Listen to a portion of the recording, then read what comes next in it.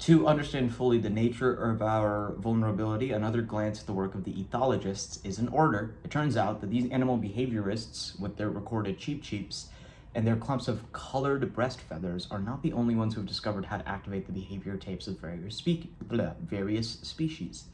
There is a group of organisms, often termed mimics, that copy the trigger features of other animals in an attempt to trick these animals into mistakenly playing the right behavior tapes at the wrong times. The mimic will then exploit this altogether inappropriate action for its own benefit. Take, for example, the deadly trick played by the killer females of one genus of firefly on the males of another firefly genus. Understandably,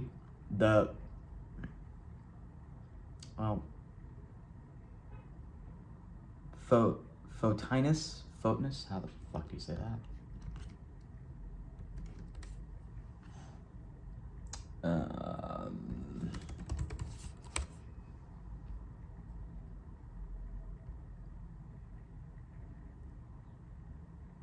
Photinus. No, let's just listen to it. Photius. Photius and Photinus. Photinus and Photius. That's what we're going to do. Okay, back. Take, for example, the deadly trick played by the killer females of one genus of firefly. Photorus, I guess, on the males of another firefly genus, Photinus. Understandably, the Photinus males scrupulously avoid contact with the bloodthirsty Photorus females, but through centuries of experience, the female hunters have located a weakness in their prey, a special blinking courtship code by which members of the victim species tell one another they are ready to mate. Somehow, the Photorus female has cracked the Photinus courtship code. By mimicking the flashing mating signals of her prey, the murderess is able to feast on the bodies of males whose triggered courtship tapes cause them to fly mechanically into death's, not love's, embrace. Cool. Being able to recognize a subconscious pattern allows you to take advantage of it, because they don't even know that they're being duped. Great, okay. Insects seem to be the most severe exploiters of the automaticity? Let's figure out how the fuck to say that. Well, realizing I don't actually know IPA as well as I thought I did. All of that, the hell was that class for? Automaticity, okay, great. Insects seem to be the most severe exploiters of the automaticity of their prey. It is not uncommon to find their victims duped to death, but less uncompromising forms of exploitation occur as well. There is, for instance, a little fish, the saber-toothed blenny, that takes advantage of an unusual program of cooperation worked out by members of two other species of fish. The cooperating fish form a Mutt and Jeff team consisting of a large grouper fish on the one hand and a much smaller type of fish on the other. I didn't get that. The cooperating fish form a Mutt and Jeff team consisting of a large grouper fish on the one hand and a much smaller type of fish on the other. The smaller fish serves as a cleaner to the larger one, which allows the cleaner to approach it and even enter its mouth to pick off fungus and other parasites that have attached themselves to the big fish's teeth or grills. It's a beautiful arrangement. The big grouper gets cleaned of harmful pests, and the cleaner fish gets an easy dinner. The larger fish normally devours any other small fish foolish enough to come close to it, but when the cleaner approaches, the big fish suddenly stops all movement and floats open-mouthed and nearly immobile in response to an undulating dance that the cleaner performs. This dance appears to be the trigger feature of the cleaner that activates the dramatic passivity of the big fish. It also provides the saber-toothed blenny with an angle, a chance to take advantage of the cleaning ritual of the cooperators. The blenny will approach the large predator, copying the undulations of the cleaner's dance and automatically producing the tranquil, unmoving posture of the big fish. Then, true to its name, it will quickly rip a mouthful from the larger fish's flesh and dart away before its startled victim can recover. Again, taking advantage of someone's weakness because they're not even aware that they do it. That makes sense. Okay. There is a strong but sad parallel in the human jungle. We too have exploiters who mimic trigger features for our own brand of automatic responding. Unlike the mostly instinctive response sequences of non-humans, our automatic tapes usually develop from psychological principles or stereotypes we have learned to accept. Much more nurture than nature. Maybe. Although they vary in their force, some of these principles possess a tremendous ability to direct human action. To direct human action, we'll say it like that. We have been subjected to them from such an early point in our lives, and they have moved us about so pervasively since then that you and I rarely perceive their power. In the eyes of others, though, each such principle is a detectable and ready weapon, a weapon of automatic influence. Maybe it's also true that the animals have been subjected to these psychological, stereotypical principles, I guess they're calling them, from such an early point in their lives that they've moved about so pervasively since then that you rarely perceive their power. Like, maybe that's also an explanation, but also maybe not, who knows. Anyway, there's a group of people who know very well where the weapons of automatic influence lie and who employ them regularly and expertly to get what they want. They go from social encounter to social encounter, requesting others to comply with their wishes, and their frequency of success is dazzling. The secret of their effectiveness lies in the way they structure their requests, the way they arm themselves with one another of the weapons of influence that exist within the social environment. Let me read that again. The secret of their effectiveness lies in the way they structure their requests, the way they arm themselves with one or another of the weapons of influence that exist within the social environment. To do this may take no more than one correctly chosen word that engages a strong psychological principle and sets an automatic behavior tape rolling within us. And trust the human exploiters to learn quickly exactly. Let me do that again. And trust the human exploiters to learn quickly exactly how to profit from our tendency to respond mechanically according to these principles. Remember my friend the jewelry store? Wow, that's such a stupidly hard word to say. Jewelry. Remember my friend the jewelry store owner? Psyching myself out. Anyway, although she benefited by accident the first time, it did not take her long to begin exploiting the quote-unquote expensive equals good stereotype regularly and intentionally. Now, during the tourist season, she first tries to speed the sale of an item that has been difficult to move by increasing its price substantially. That's the point of this. Now, during the tourist season, she first tries to speed the sale of an item that has been difficult to move by increasing its price substantially. She claims that this is marvelously cost effective. When it works on the unsuspecting vacationers, as it frequently does, it results in an enormous profit margin. And even when it is not initially successful, she can mark the article reduced from X and sell it at its original price while still taking advantage of the quote-unquote expensive equals good reaction to the inflated figure. Now, by no means is my friend original in this last use of the quote-unquote expensive equals good rule to snare those seeking a bargain.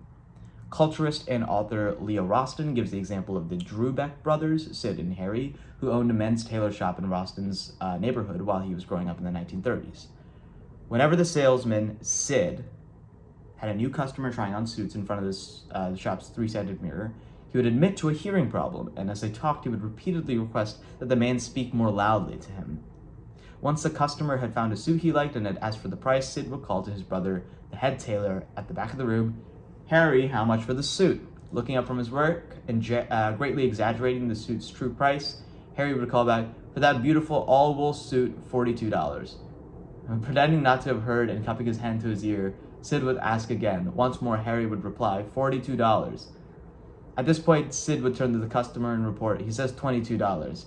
Many a man would hurry to buy the suit and scramble out of the shop with his quote-unquote expensive equals good bargain before poor Sid discovered the quote-unquote mistake. That is sneaky. That's funny. There are several components shared by most of the weapons of automatic influence to be described in this book.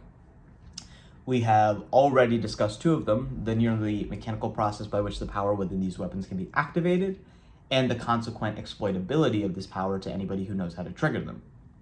A third component involves the way that the weapons of automatic influence lend their force to those who use them. It's not that the weapons, like a set of heavy clubs, provide a conspicuous arsenal to be used by one person to bludgeon another into submission. Oh, I didn't get that.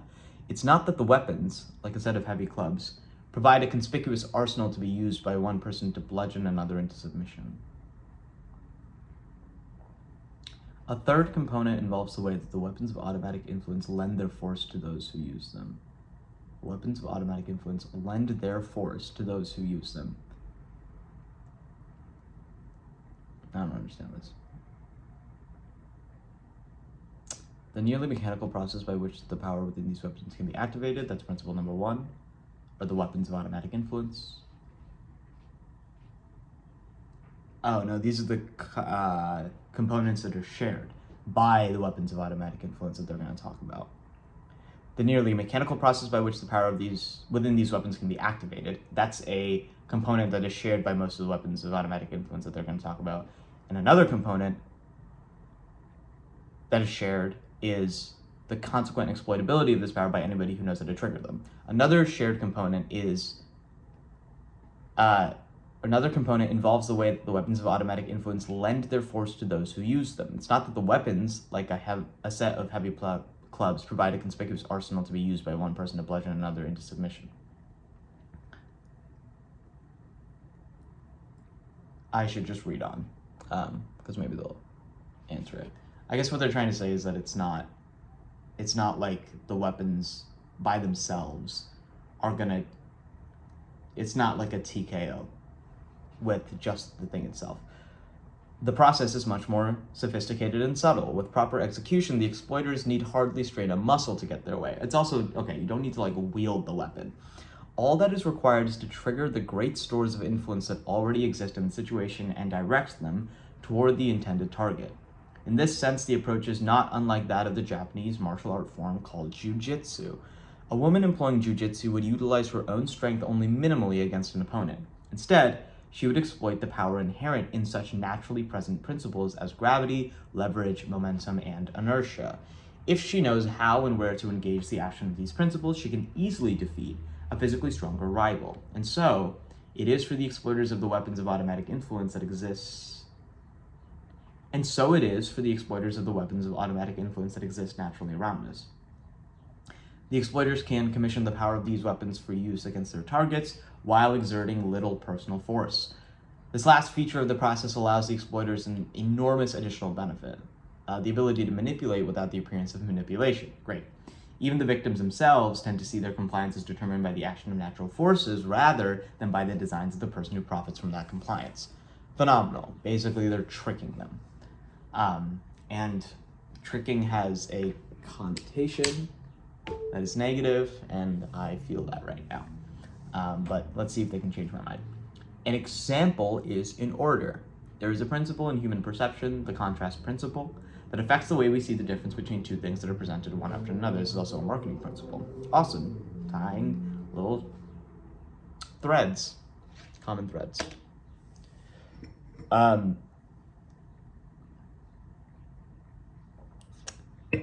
There's a principle in human perception, the contrast principle, that affects the way we see the difference between two things that are presented one after another. Simply put, if the second item is fairly different from the first, we will tend to see it as more different than it actually is.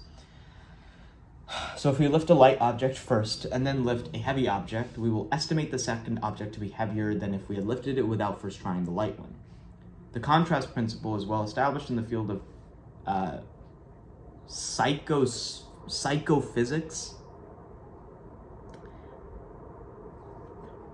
That's the first time I've heard of psychophysics.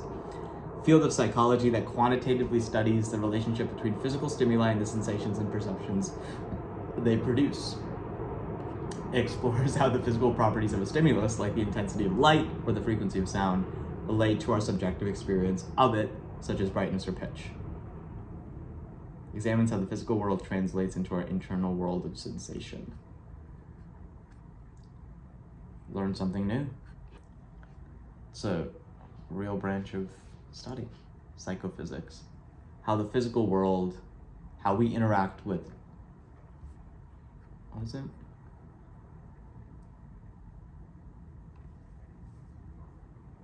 How the physical properties of a stimulus relate to our subjective experience of it. How does the intensity of a light relate to our experience of something being more or less bright? Or frequency of sound, how does the actual numerical frequency of sound relate to our subjective experience of us hearing a pitch?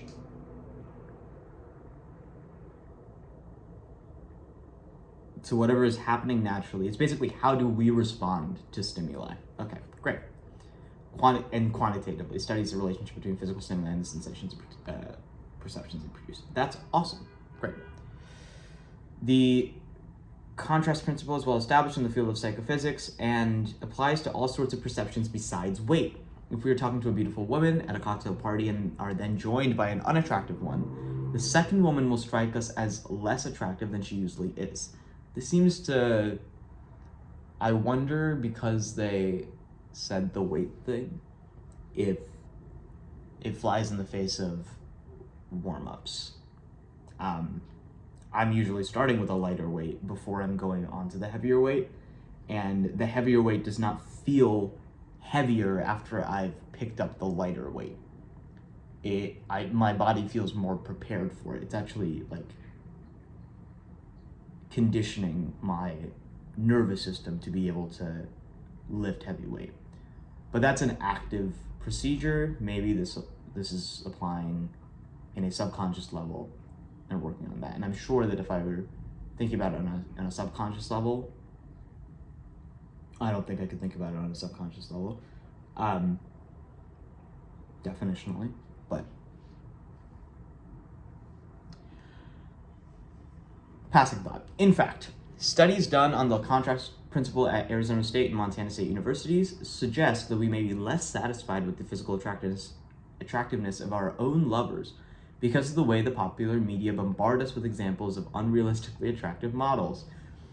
In one study, college students rated a picture of an average-looking member of the opposite sex as less attractive if they had first looked through the ads in some popular magazines. Okay. In another study, male college dormitory residents rated the photo of a potential blind date. Those who did so while watching an episode of the Charlie's Angels TV series viewed the blind date as a less attractive woman than those who rated her while watching a different show. Apparently, it was the uncommon beauty of the Angels' female stars that made the blind date seem less attractive. Hello, Chicago. A nice demonstration of perceptual contrast is sometimes employed in psychophysics laboratories to introduce students to the principle firsthand. Each student takes a turn sitting in front of 3 pails of water, one cold, one at room temperature, and one hot. After placing one hand in the cold water and one in the hot water, the student is told to place both in the lukewarm water simultaneously. The look of amused bewilderment that immediately registers tells the story. Even though both hands are in the same bucket, the hand that has been in the cold water feels as if it is now in hot water, while the one that was in the hot water feels as if it was now in cold water. Yeah, that makes sense. Because of how heat transfer works and how we perceive it. And so this is psychophysics at work. This is awesome. The point is that the same thing, in this instance, room temperature water, can be made to seem very different depending on the nature of the event that precedes it. Okay, so we're now talking about the science behind it, but more about the perception. Oof. Be assured that the nice little weapon of influence provided by the contrast principle does not go unexploited. The great advantage of this principle is not only that it works, but also that it is virtually undetectable. Those who employ it can cash in on its influence without any appearance of having structured the situation in their favor. Retail clothiers. Oof. Clothiers.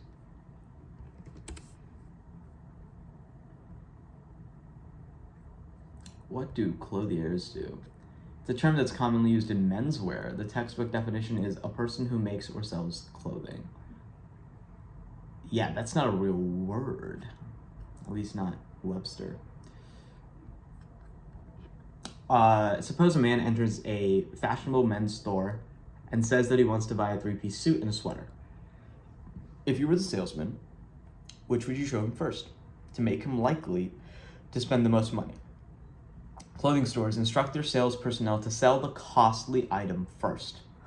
Common sense might suggest the reverse.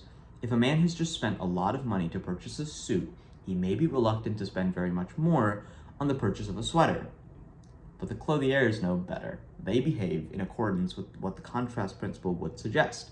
Sell the suit first, because when it comes time to look at sweaters, even expensive ones, their prices will not seem as high in comparison. A man might balk at the idea of spending $95 for a sweater. Couldn't be me. But if he has just bought a $495 suit, a $95 sweater does not seem excessive. That would work on me. The same principle applies to a man who wishes to buy the accessories, shirt, shoes, and belt, to go along with his new suit. Contrary to the common sense view, the evidence supports the contrast principle prediction. As sales motivation analysts Whitney, Hubin, and Murphy state, the interesting thing is that even when a man enters a clothing store with the express purpose of purchasing a suit, he will almost always pay more for whatever accessories he buys if he buys them after the suit purchase than before. That makes a lot of sense. And I can think about times where I have fallen victim to that trap. It is much more profitable for salespeople to present the expensive item first, not only because to fail to do so will lose the influence of the contrast principle. To fail to do so will also cause the principle to work actively against them. Presenting an inexpensive product first and following it with an expensive one will cause the expensive item to seem even more costly as a result. Hardly a desirable consequence for most sales organizations. So, just as it is possible to make the same bucket of water appear to be hotter or colder, depending on the temperature of previously presented water, it is possible to make the price of the same item seem higher or lower, depending on the price of a previously presented item. This makes a lot of sense. Clever use of perceptual contrast is by no means confined to clothiers. I came across a technique that engaged the contrast principle while I was investigating undercover the compliance tactics of real estate companies. To learn the ropes, I was accompanying a company realty salesman on a weekend of showing houses to prospective homebuyers. The salesman, we can call him Phil, was to give me tips. I don't like the way that sentence was constructed. The salesman, we can call him Phil, was to give me tips to help me through my break-in period. One thing I quickly noticed was that whenever Phil began showing a new set of customers potential buys, he would start with a couple of undesirable houses. I asked him about it and he laughed. They're what we called setup properties. The company maintained a rundown house or two on its list at inflated prices. These houses were not intended to be sold to customers, but to be shown to them, so that the genuine properties in the company's inventory would benefit them from the comparison. Not all the sales staff made use of the set of houses, but Phil did. He said he liked to watch his prospects' eyes light up when he showed the place he really wanted to sell them after they had seen the rundown houses. The house I got them spotted for looks. The house I got for them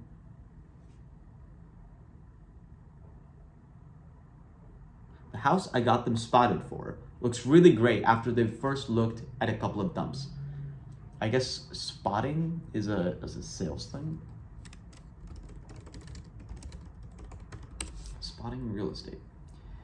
Spotting generally refers to identifying and understanding the specific characteristics or potential issues of a property or investment opportunity, often with the focus on recognizing red flags or warning signs. What does spot mean? Spot zoning occurs when a piece of property has special zoning. I'm going to assume, just from context, that spotting here, let me find it. The house I got them spotted for looks really great after they've first looked at a couple of dumps. Fine. The principle makes sense. Show them the yucky ones, be like, yeah, it's a little whatever, and then the one that you actually want to sell them on, which is more expensive. Oh, but it's not more expensive because these dumps have inflated prices.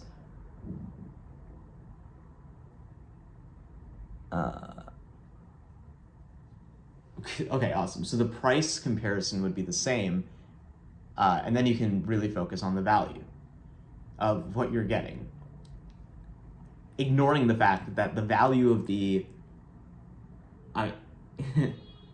we're associating price with value. Expensive equals good. If we see things at the same price, but one delivers much more value, then we will obviously go for that one, whether or not they're both actually valued at the same thing. And again, it is actually up to the customer to determine whether or not it's worth how much they're asking for it. And so when a customer sees a house that sucks at a price of, $500,000, whatever the mean or median home price is now, and they see another house that's clearly better at $500,000, they're gonna go with the better house. And this whole time, the real estate agent wanted them to go for the $500,000 house, the nice one, the one that was maybe actually worth that, instead of going for something lower, because then his or her commission is chopped. And you can do that by showing them, hey, here's what $500,000 can get you. Shitty house number 1, shitty house number 2, and then amazing house number 3. Cool, that makes sense, great. Automobile dealers use the contrast principle by waiting until the price for a new car has been negotiated before suggesting one option after another that might be added. In the wake of a $15,000 deal, the $100 or so required for a nicety like an FM radio, wow, this is an old book, seems almost trivial in comparison. The same will be true of the added expensive accessories like tinted windows, dual-sided mirrors, yada, yada, yada, white wall tires, and special trim that the salesman might suggest in sequence. The trick is to bring up the extras independently of one another so that each small price will seem petty when compared to the already determined much larger one. As the veteran car buyer can attest, many a budget-sized final price figure has ballooned from the additional of all those seemingly little options. While the customer stands, signed contract in hand, wondering what happened and finding no one to blame but himself, the car dealer stands smiling the knowing smile of the jujitsu master. And there's a reader's report.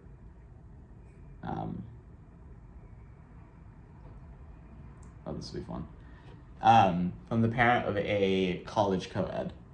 Dear mother and dad. Damn. That's a family dynamic. Since I left for college, I have been remiss in writing, and I am sorry for my thoughtlessness in not having written before. I will bring you up to date now. But before you read on, please sit down. You are not to read any further unless you are sitting down, okay? Well, then I'm getting along pretty well now. The skull fracture and the concussion I got when I jumped out the window of my dormitory when it caught on fire shortly after my arrival here is pretty well healed now.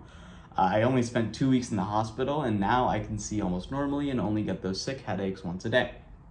Fortunately, the fire in the dormitory and my jump was witnessed by an attendant at the gas station near the dorm, and he was the one who called the fire department and the ambulance. He also visited me in the hospital, and since I had nowhere to live because of the burnout dormitory, he was kind enough to invite me to share his apartment with him. It's really a basement room, but it's kind of cute. He's a very fine boy, and we have fallen deeply in love and are planning to get married. We haven't got the exact date yet, but it will be before my pregnancy begins to show. Yes, mother and dad, I am pregnant. I know how much you are looking forward to being grandparents, and I know you will welcome the baby and give it the same love and devotion and tender care you gave me when I was a child. The reason for the delay in our marriage is that my boyfriend has a minor infection which prevents us from passing our premarital blood tests, and I carelessly caught it from him. Now that I have brought you up to date, I want to tell you that there is no dormitory fire. I did not have a concussion or skull fracture. I'm not in the hospital. I'm not pregnant. I'm not engaged. I'm not infected, and there is no boyfriend. However, I am getting a D in American history and an F in chemistry, and I want you to see those marks in their proper perspective. Your loving daughter, yeah. Sharon may be failing chemistry, but she gets an A in psychology. Fun. Chapter 1 was literally just talking about the weapons of influence. Okay, great. Wow. All right, well, that's enough for that.